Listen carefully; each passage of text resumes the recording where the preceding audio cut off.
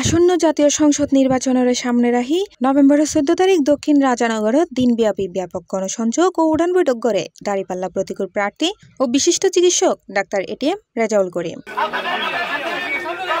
ফজরতুন আজন্য পর্যন্ত হাটবাজার, গ্রামগঞ্জ এবং ধর্মীয় প্রতিষ্ঠান ও জনসাধারণের ফরে কুশল বিনিময়, মত বিনিময় ও উন্নয়ন ভাবনা তুলি ধরেও।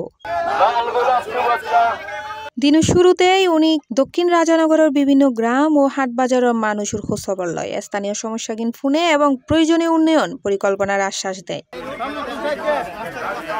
বিএলএ সোনারগাঁও দাখিল মাদ্রাসাত এবং আজন্যে ফুলবাগিচা কাপতলত অনুষ্ঠিত উড়ান বৈঠকত অংশ লয়, যেন্ডে গ্রামীণ জনতা তারে উষ্ণ অভ্যর্থনা জানায়।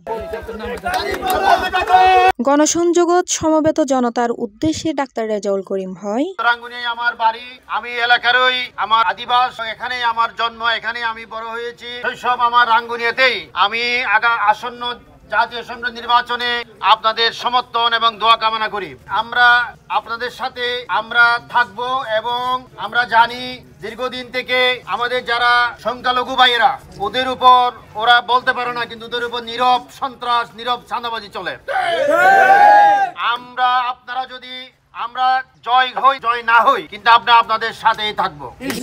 আমরা রাঙ্গুনিয়ার নেতা হতে আসিনি, আমরা আপনাদের সেবক হওয়ার জন্য এসেছি। এ সময় তার ফরে উপস্থিত আছিল বাংলাদেশ সরকারের সাবেক যুগ্ম সচিব মোহাম্মদ নুরুল আফসার, প্রফেসর গফুর আহমদ, মাস্টার নজির আহমদ, মাস্টার জাহাঙ্গীর, টিপলু বড়ুয়া, মৃদুল দেওয়ানজি সহ আরো বোধ কেউ।